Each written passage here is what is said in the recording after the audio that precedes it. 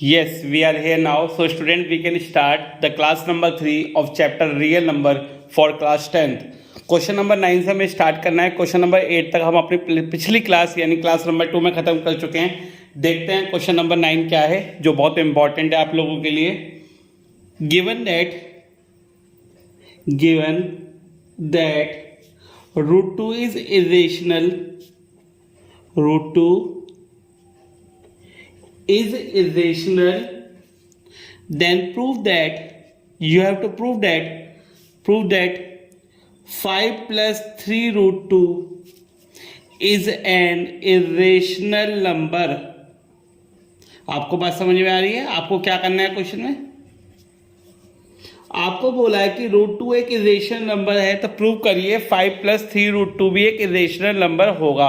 ये क्वेश्चन करने का बहुत इजी तरीका हमारे पास होता है. ठीक है, हम क्या करते हैं, हम लेट करके चलते हैं. Let 5 plus 3 root 2 is rational. हमने क्या लेट कर लिया बच्चे लोग कि 5 plus 3 रूट 2 कैसे नंबर है, एक रेशनल नंबर है. अगर एक रेशनल नंबर है तो इसे हम P अपॉन Q की फॉर्म में लिख सकते हैं, यानी 5 plus 3 root 2 is equal to P upon Q, या आप A अपॉन B की फॉर्म में इसे लिख सकते हैं. ठीक है, चलिए अब इन क्वेश्चन को करने का तरीका क्या है कि आप रूट 2 को एक साइड छोड़िए, बाकी सबको दूसरी साइड पहुंचा दीजिए. ठीक है, अब सपोज कीजिए मैं 5 को उधर पहुंचा देता हूं, तो ये क्या हो जाएगा 3 root 2 P upon Q minus 5. ठीक है, यहाँ पे आप Q एलसीएम लेंगे तो ऊपर आ जाएगा P माइनस 5Q. क्या आ गया मेरा P minus 5Q upon Q. ठीक है, और तो किसकी वैल्यू आ गई, 3 रूट 2 की वैल्यू आ गई P minus 5Q upon Q. ये 3 नीचे डिवाइड में जाएगा, तो root 2 is equal to P minus 5Q upon 3Q. ठीक है, तो ये कंडीशन मेरी आ गई. अब देखिए, अगर रूट 2 इरेशनल है तो ये पूरा भी इरेशनल होगा, अगर रूट 2 इरेशनल है तो ये पूरा भी तो इरेशनल होगा. Hence it is prove that our assumption is wrong. Hence 5 plus 3 root 2 is irrational. ठीक है, चलिए मैं लिख के दिखा देता हूं. Here root 2 is irrational, so P minus 5Q upon 3Q is also irrational. Hence our assumption is wrong, यानी जो हम मान के चले थे, जो हमारी एजम्पशन थी वो क्या हो गई, गलत हो गई कि ये नंबर रेशनल है. Hence 5 plus 3 root 2 is rational और इरेशनल नहीं rational. Hence 5 plus 3 root 2 is not rational, but not rational और इरेशनल. ठीक है, नॉट रेशनल भी बोल सकते हो, रेशनल को काट भी सकते हो, और इरेशनल भी लिख सकते हो. तो तीनों में से किसी भी तरीके से लिख सकते हो. मैंने आपको तीनों तरीके दिखा दिए. रेशनल को काट भी सकते हो, नॉट रेशनल भी लिख सकते हो, और साथ में इरेशनल भी लिख सकते हो. समझ में आया सही बच्चों को question number 9? Okay, we just move with question number 10. देखते हैं क्वेश्चन नंबर 10 आपके लिए क्या है. क्वेश्चन नंबर 10 क्या है आपके लिए, जरा देखिएगा आपकी स्क्रीन पे. क्वेश्चन नंबर 10 क्या आ रहा है, एक्सप्रेस 0.253 बार, किसके ऊपर बार है, 53 के ऊपर बार है, यानी 53 रिपीट होगा. As a fraction in simplest form.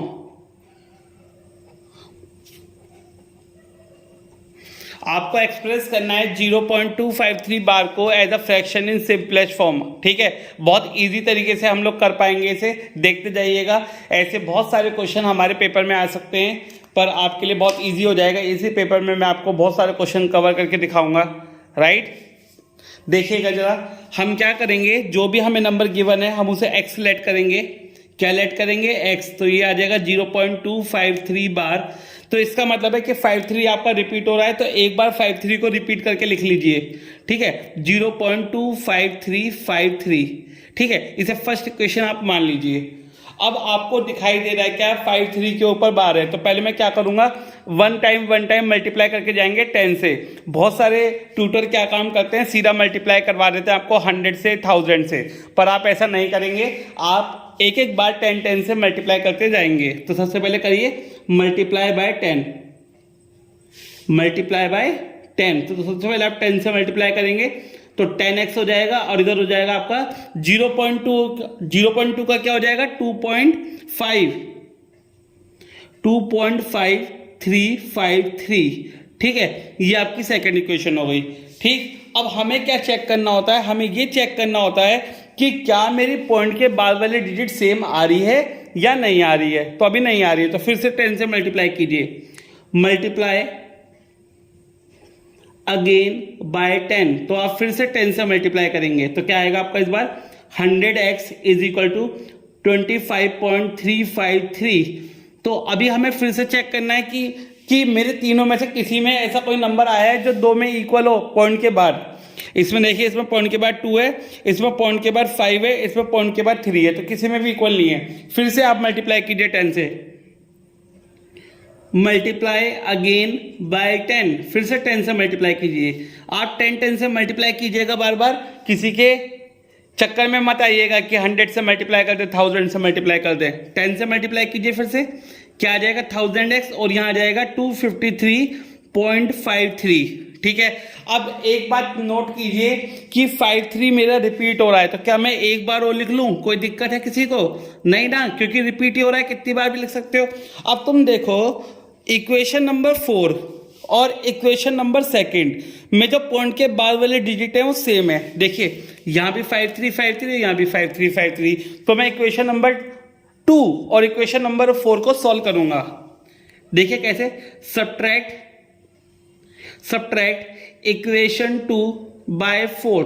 तो मैं क्या करूंगा, सेकंड इक्वेशन को सब्ट्रैक्ट करूंगा किससे, 4th से। करिए 1000x में से कितना जाएगा मेरा 1000x माइनस 10x, और यहां देखिए पॉइंट के बाद वाला तो मेरा खत्म ही हो जाएगा। 253 में से 2 जाएगा तो कितना बचेगा 251। तो ये कितना आ गया 990x इज इक्वल टू 251। तो x की वैल्यू कितनी आ गई 251 बाय 990। x की वैल्यू क्या आ गई 251 बाय 990। ठीक है, तो that is the simplest form. तो यानी ये जो रिपीटेड डेसिमल्स होते हैं आपके, ये रेशनल नंबर होते हैं। Repeated decimals are rational numbers. यहां मैं नोट करके लिख देता हूं, आपको याद रह जाएगा कि जो रिपीटेड डेसिमल्स होते हैं, जो रिपीटेड डेसिमल्स होते हैं आपके, रिपीटेड डेसिमल्स आर रेशनल। तो आपको याद रह जाएगा कि जो रिपीटेड डेसिमल्स होते हैं वो फ्रैक्शंस में लिख सकते हैं या फिर रेशनल नंबर होते हैं। तो repeated decimals are rational number, आप लोगों को याद रहेगा, एमसीक्यू का क्वेश्चन बन सकता है। तो यहां से आपके 2 क्वेश्चन कवर हो गए। ठीक है स्टूडेंट्स, चलिए क्वेश्चन नंबर 11 स्टार्ट करते हैं। नाउ क्वेश्चन नंबर 11 बच्चे लोग आपके सामने है। देखिए बहुत इजी क्वेश्चन है। यहाँ पे लार्जेस्ट, मैं आपको एक चीज बताना चाहता हूँ, कहीं पे आपको लार्जेस्ट लिखा दिखाई दे, ग्रेटेस्ट लिखा दिखाई दे, मैक्सिमम लिखा दिखाई दे, हाईएस्ट लिखा दिखाई दे, तो आपको क्या फाइंड आउट करना है, आपको एचसीएफ फाइंड आउट करना है। आपको क्या फाइंड आउट करना है, एचसीएफ। आपको हाईएस्ट, लार्जेस्ट, ग्रेटेस्ट, मैक्सिमम कहीं लिखा दिखाई दे तो उसे लार्जेस्ट नंबर बोलते हैं। लार्जेस्ट नंबर को यानी कि एचसीएफ बोलते हैं। आपको उस नंबर का एचसीएफ निकालना होगा। तो देखिए जब मैं इन दोनों नंबर को डिवाइड करता हूं किसी नंबर से, तो मेरा 5 रिमाइंडर आता है। क्या रिमाइंडर आता है 5। तो अगर मैं इन दोनों में से 5 माइनस कर दूं तो फिर तो मेरा रिमाइंडर आएगा नहीं डिवाइड करने के बाद, है ना। तो मैं क्या काम करता हूं, 320 और 740, 320 और 740 में से दोनों में से क्या माइनस कर देता हूं, 5 माइनस कर देता हूं, तो मेरा रिमाइंडर खत्म हो जाएगा। तो यानी यहां तो आ जाएगा मेरा 315 और यहां आ जाएगा मेरा 735। ठीक है, तो 315 आ गया, 735 आ गया। अब मुझे क्या निकालना है, एचसीएफ निकालना है। क्या निकालना है, एचसीएफ। तो एचसीएफ में यहाँ पे आपको यूक्लिड डिवीजन एल्गोरिथम सिखाने वाला हूं। मैं आपको क्या सिखाने वाला हूं, यूक्लिड डिवीजन एल्गोरिथम। जरा सीखिएगा, यूक्लिड डिवीजन एल्गोरिथम। ठीक है, यूक्लिड डिवीजन एल्गोरिथम से हम क्या फाइंड आउट करेंगे, एचसीएफ, यानी कि लार्जेस्ट नंबर फाइंड आउट करेंगे। एक क्वेश्चन में ही आपको बहुत अच्छे से क्लियर समझ में आ जाएगा, जरा ढंग से समझिएगा। ठीक है, चलिए नेक्स्ट पेज पे कर देते हैं ताकि आपके लिए इजी रहे। तो ये आपका 315 है, 735 है, 315 है और 735 है। ठीक है, तो आपको 315 से 735 को क्या करना है, डिवाइड करना है। बच्चे लोग हम क्या करते हैं, छोटे नंबर से बड़े नंबर को क्या करते हैं, डिवाइड करते हैं। तो जो भी छोटा नंबर होगा उसे बाहर लिखिएगा, जो भी बड़ा नंबर होगा उसे अंदर लिखिएगा डिवाइड में। ठीक है, चलिए डिवाइड करते हैं, देखते हैं कहां तक जाएगा। 315 को 2 से करोगे तो कितना आएगा, 630। ठीक है, यानी 630 कर लें बच्चे लोग डिवाइड। देखिए 315 को 2 से करेंगे तो 630 आएगा, कितना बचेगा, 5 0 1 105। अब आपको क्या करना है, यूक्लिड डिवीजन एल्गोरिथम में जो पहला डिवाइजर था उसे डिविडेंड बना लो। जो पहला डिवाइजर था उसे क्या बना ले, डिविडेंड बना ले, फिर से डिवाइड करें। तो 105 में कहां तक जाएगा, 3 तक जाएगा। तो ये आ गया आपका 315, तो यानी कि पूरा का पूरा डिवाइड हो गया। तो ये काम हम कब तक करेंगे यूक्लिड डिवीजन एल्गोरिथम में, ये काम तब तक करेंगे हम लोग जब तक पूरा रिमाइंडर 0 नहीं आ जाता। तो जब मेरा रिमाइंडर 0 आ गया तो 0 आने के बाद जो मेरा डिवाइजर होगा लास्ट वाला, वो मेरा एचसीएफ हो जाएगा। ठीक है, या बोले तो यहाँ पे क्वेश्चन के अकॉर्डिंग लार्जेस्ट नंबर मेरा हो। So the largest number that is the SCF. So the largest number that is the SCF of 315 and 735 is 105. तो मेरा लार्जेस्ट नंबर और एचसीएफ कितना आ गया बच्चे लोग, 105 आ गया। तो इस तरीके से हम लोग क्या करते हैं, यूक्लिड डिवीजन एल्गोरिथम करते हैं। यूक्लिड डिवीजन एल्गोरिथम में हम लोग क्या करते हैं, हम लोग छोटे नंबर को बाहर रखते हैं, बड़े नंबर को अंदर रखते हैं, डिवाइड करते हैं उसे जहां तक जाता है। उसके बाद जो पहला मेरा डिवाइजर होता है उसे डिविडेंड बना लेते हैं, फिर से डिवाइड करते हैं। ये श्रृंखला आपकी ऐसी चलती रहती जब तक आपका रिमाइंडर 0 नहीं आ जाता। जब आपका रिमाइंडर 0 आ जाएगा तो जो लास्ट वाले का डिवाइजर होगा वो मेरा एचसीएफ हो जाएगा, या यहाँ पे लार्जेस्ट नंबर हो जाएगा। तो largest number that is HCF is 105। बोलिए बात क्लियर समझ में आए आप लोगों को। अगले क्वेश्चन पे चलते हैं, क्वेश्चन नंबर 12। क्वेश्चन नंबर 12 देखिए क्या कह रहा है आपसे। Now the next question that is the question number 12 is बहुत इंपॉर्टेंट क्वेश्चन है एमसीक्यू के लिए और वन वर्ड के लिए। जब हायर ऑर्डर स्किल के क्वेश्चन आते हैं तो पहला क्वेश्चन पूछा जाता है। देखिएगा जरा क्या क्वेश्चन है, ये बहुत इंपॉर्टेंट क्वेश्चन है। The product of to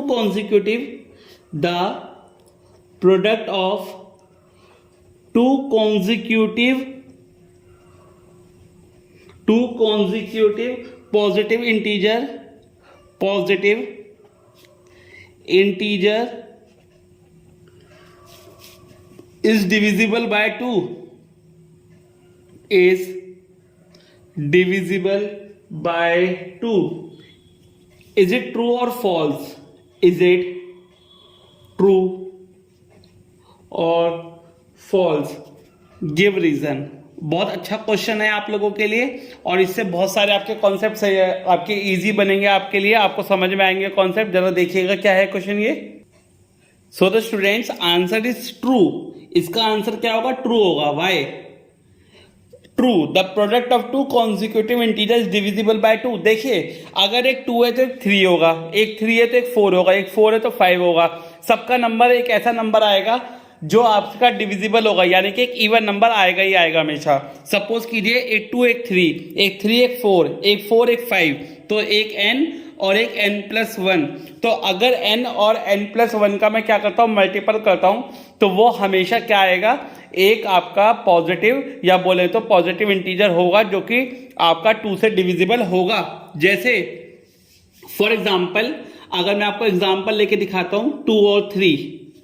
example क्या लेता हूं मैं, 2 और 3। तो 2 और 3 को मैं मल्टीप्लाई करता हूं 2 और 3, तो 2 3 जा 6 विच इज डिविजिबल बाय 2। तो आप कोई भी दो पॉजिटिव इंटीजर ले सकते हैं विच इज डिविजिबल बाय 2। तो कोई भी दो पॉजिटिव इंटीजर लीजिए, उनका मल्टीपल जो होगा, प्रोडक्ट जो होगा वो डिविजिबल होगा आपका किससे, 2 से। तो आपने रीजन भी दे दिया और इलस्ट्रेट भी करके दिखा दिया क्वेश्चन को। ठीक है, सबको समझ में आ रहा है। चले आगे, चलिए। Now the question number 13 is that what is the least number,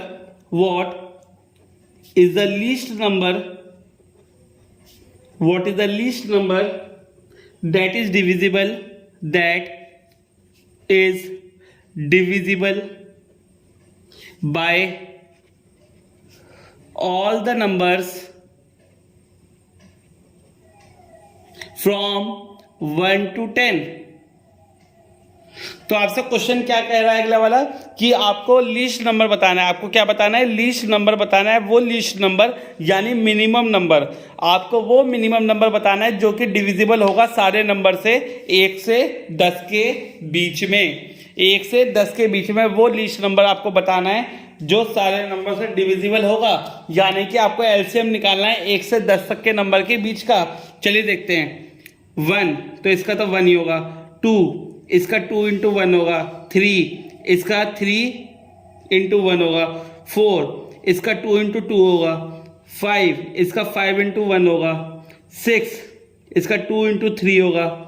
7 इसका 7 इंटू 1 होगा। 8 इसका 2 इंटू 2 इंटू 2 होगा। 9 इसका 3 इंटू 3 होगा। 10 इसका 2 इंटू 5 होगा। ठीक है, तो ये मैंने सबके प्राइम फैक्टराइजेशन कर लिए। ये मैंने क्या कर लिए? सबके प्राइम फैक्टराइजेशन। क्या कर लिए? सबके प्राइम फैक्टराइजेशन कर लिए। अब मैं एलसीएम निकालता हूँ 1 से 10 के बीच का। ठीक है, आपको पता है हाईएस्ट नंबर लेते हैं कॉमन में 1 देखते हैं। 1 तो सब में है। 2 देखते हैं, यहाँ 2 एक है, यहाँ 2 2 है, यहाँ 2 3 है, तो हम 2 की पावर 3 ले लेंगे हाईएस्ट में। 3 देखते हैं, 3 एक है और 3 2 है, तो यानी 3 का स्क्वायर ले लेंगे। 4 नहीं होता। 5 देखते हैं, 5 कितनी बार है? एक बार है 5 एक बार है। इंटू 7 देखते हैं, 7 एक ही है तो 7 आ जाएगा। तो ये आपका एलसीएम आ जाएगा, लीस्ट नंबर आ जाएगा 1 से लेकर 10 के बीच का। 2 की पावर 3 यानी कि 8 इंटू 3 का स्क्वायर यानी 9 और 7 5 जा 35। 8 9 जा 72 इंटू 35 कितना आएगा बताइए? जरा आपके सामने मल्टीप्लाई कर देता हूँ मैं। ठीक है, आपके लिए गलती नहीं होनी चाहिए। 360 ऊपर कितना आएगा?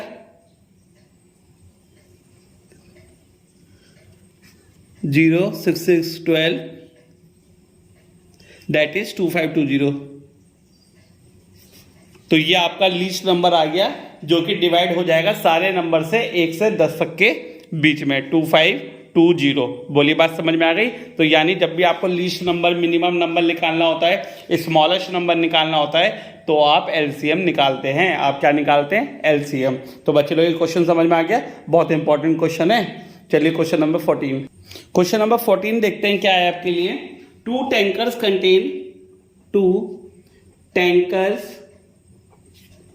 Contain 850 litre and 680 liter of petrol respectively. Find the maximum capacity. Find the maximum capacity of a container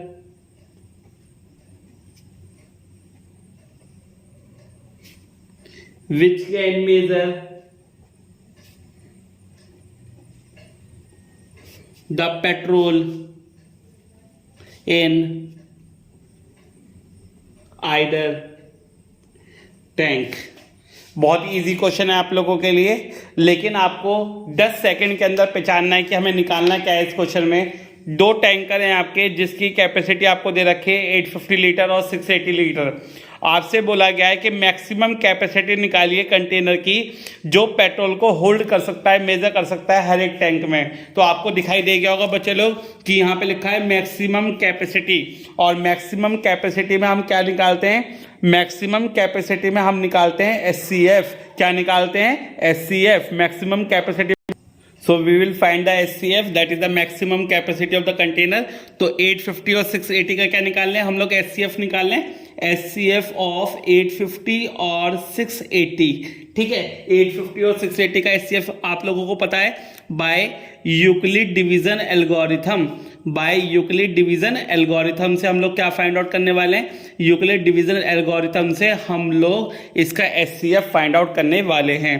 तो मैंने आपको बताया था 680 छोटे वाले को बाहर लिखेंगे, बड़े वाले को अंदर लिखेंगे, जहां तक डिवाइड हो रहा है डिवाइड करेंगे।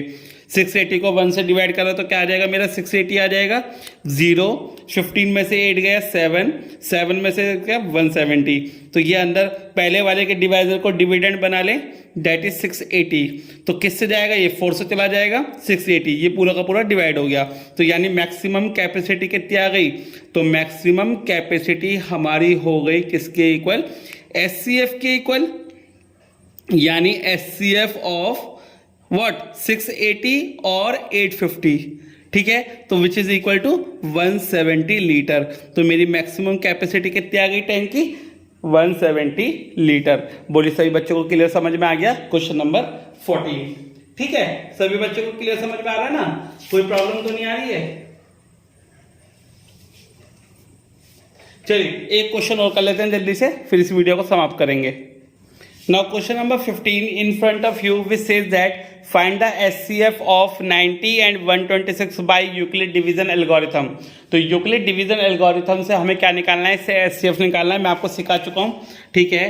तो बाय यूक्लिड डिवीजन एल्गोरिथम सब चीज़ों को लिख के दिखाएंगे। बाय यूक्लिड डिवीजन एल्गोरिथम, तो यूक्लिड डिवीजन एल्गोरिथम से आप क्या करने वाले हैं, छोटे नंबर को बाहर लिखेंगे, बड़े नंबर को अंदर लिखेंगे, राइट। तो देखेंगे कहाँ से जा रहा है, 1 से जा रहा है 90, कितना बचेगा 6 और 36, ठीक है। पहले वाले के डिवाइजर को डिविडेंड बना लेंगे 90, तो कहाँ तक जाएगा देखिए, जा 3 से जाएगा, नहीं जाएगा 2 से जाएगा, दैट इज 72, ठीक है। तो कितना बचेगा 18 बचेगा, और पहले वाले के डिवाइजर को बना लिया हमने डिविडेंड, दैट इज 36, तो 18 2 जा 36 कट गया। So what is the HCF, so the HCF of 90 and 126 is the divisor, that is 18। तो हमारा एचसीएफ क्या आ गया बच्चे लोग, 90 और 126 का 18, राइट। सो होप आप सभी को ये 15 क्वेश्चन समझ में आ गए, और थर्ड पार्ट हमारा रियल नंबर चैप्टर्स का आपको समझ में आ गया है, ठीक है। ये आप क्वेश्चन कंप्लीट करिएगा, टॉप मोस्ट क्वेश्चन है जो आपके पूछे जाते हैं। मैं आपको सारे क्वेश्चन कवर कराऊंगा।